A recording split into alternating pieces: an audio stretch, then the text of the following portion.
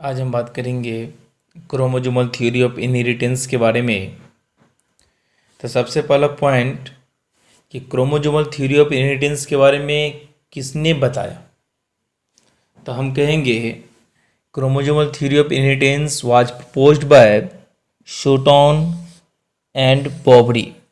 बहुत important terms याद रखेंगे कि शोटॉन साहब और बॉबरी साहब ने क्रोमोसोमल थ्योरी ऑफ इनहेरिटेंस के बारे में लोगों को बताया।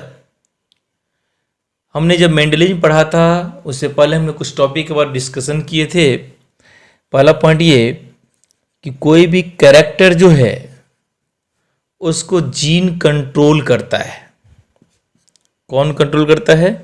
जीन।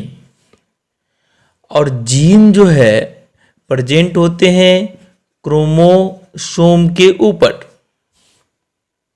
हमने कहा कैरेक्टर को कंट्रोल जीन कर रहा है और जीन जो है प्रेजेंट है क्रोमोसोम के ऊपर में। इसीलिए क्रोमोसोम को हम क्या कहते हैं? Chromosome are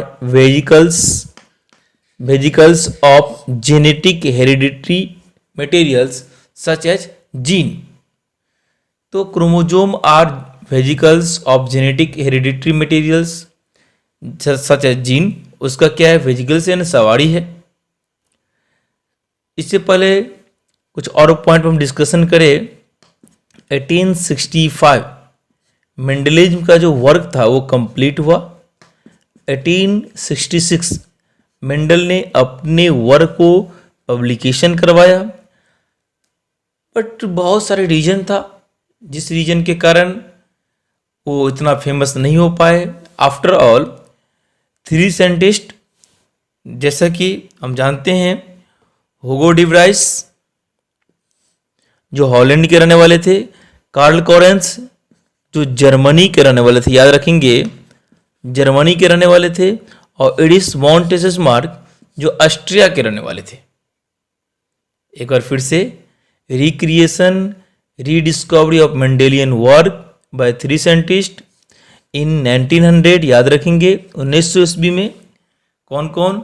Hugo D Vries Holland के रहने वाले थे, कार्ल कोरेंस जर्मनी के रहने वाले थे, एरिस वॉन टेसेसमार्क ऑस्ट्रिया के रहने वाले थे। इन्होंने मेंडल के वर्क को रिपब्लिकेशन करवाया। कब? तो 1901 ईस्वी में। लेकिन 1900 ईस्वी में या 1900 में रीडिस्कवरी दैट इज रिक्रिएशन के लिए, है ना, आगे आए। कौन? 3 साइंटिस्ट। फिर हम बात किए rediscovery in 1900 and republication of Mendelian work in 1901, that is new era of genetics. अब देखिए यहाँ पे आश्चर्य करने वाली बात है कि हम सब जानते हैं कि किसी भी कैरेक्टर को एक वंश से दूसरे वंश में जो ट्रांसफ़र होते हैं, यानी एक जनरेशन से दूसरे जनरेशन में जो ट्रांसफ़र होते हैं, उसके लिए ऐसा पहले लोग जानते थे, समझते थे कि कौन? तो माता पिता से ट्रांसफ़र होता है, पेरेंट्स से ट्रांसफ़र होते हैं। लेकिन वास्तविक में इसको कौन ट्रांसफ़र करता है? तो जीन ट्रांसफ़र कर रहा है। तो हम यहाँ पे कहेंगे कि that is new era of genetics, है ना, new era of genetics in 1901। After that जब हमने ये देखा कि रीडिस्कवरी यानी रिपब्लिकेशंस मेंडेलियन वर्क का हुआ, तो ये न्यू इरा मतलब क्या? जेनेटिक्स में वो नया वर्ड, नया सब कुछ आए कि नहीं, पेरेंट्स से नहीं, हम किसके थ्रू? तो जीन के थ्रू किसी भी कैरेक्टर को ट्रांसफर करते हैं।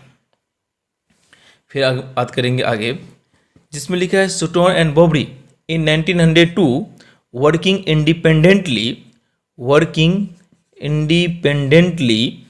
ठीक है, याद रखेंगे, working independently and propose chromosomal theory of inheritance. हमने पहले ही बता दिया था क्रोमोसोमल थ्योरी ऑफ इनहेरिटेंस के बारे में कि उन्होंने दिया, तो शोटॉन एंड बॉबरी साहब ने। शोटॉन एंड बॉबरी साहब ने 1902 में, याद रखेंगे 1902, पूरे एनसीईआरटी का डाटा है, बहुत इंपॉर्टेंट टर्म्स है, सारे के सारे काफ़ी इंपॉर्टेंट है, आप उसको याद रखेंगे। Sutton and Boveri in 1902 working independently and propose chromosomal theory of inheritance. हम बात करेंगे इस टॉपिक के बाद क्रोमोजोमल थ्योरी ऑफ लिंकेज के बारे में थोड़ा सा हम कोऑर्डिनेट करें यहीं पे।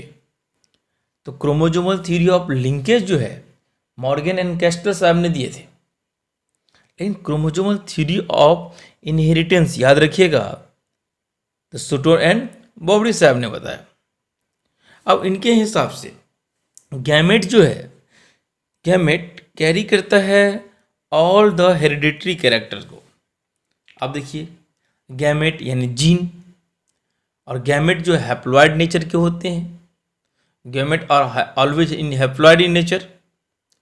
तो हमने ये कहा कि गैमेट जो है कैरी करता है ऑल यानी सारे के सारे हेरिडिटरी कैरेक्टर को।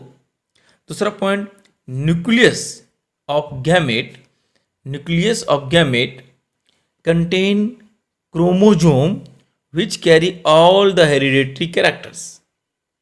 क्या कहा हमने?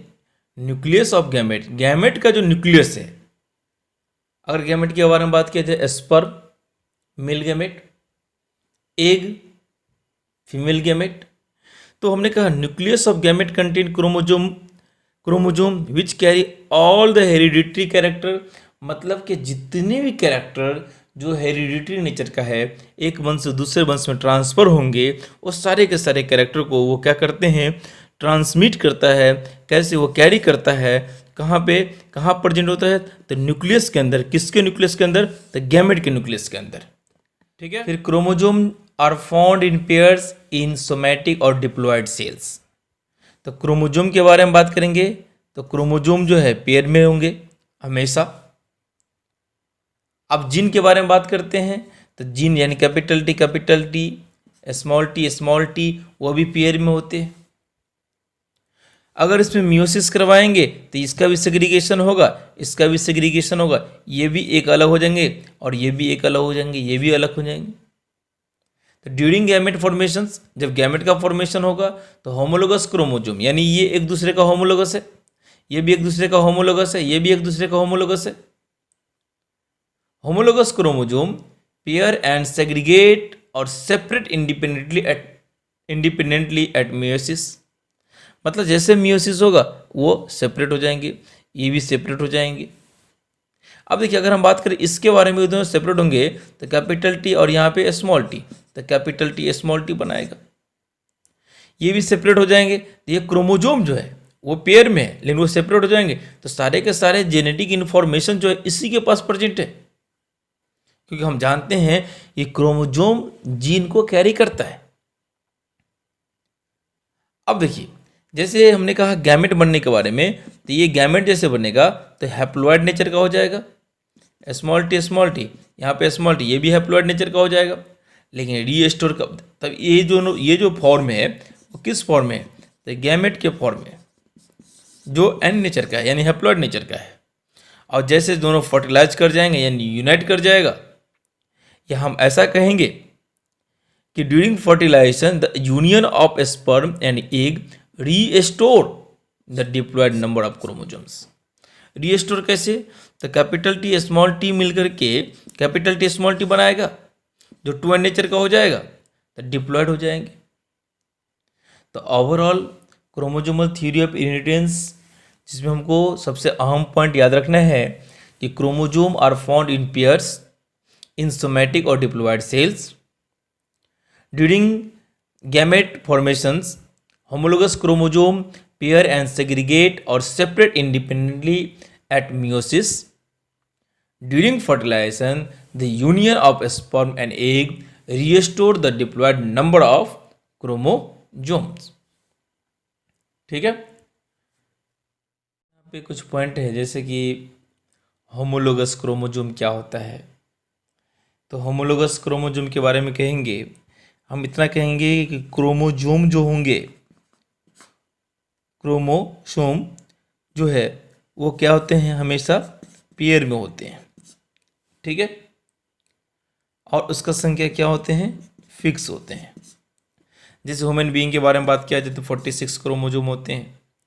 पी प्लांट में हमने बताया था आपको 14 क्रोमोजोम होते हैं, यानी कितना पेयर, 7 पेयर। ह्यूमन बीइंग में कितना पेयर, 23 पेयर्स।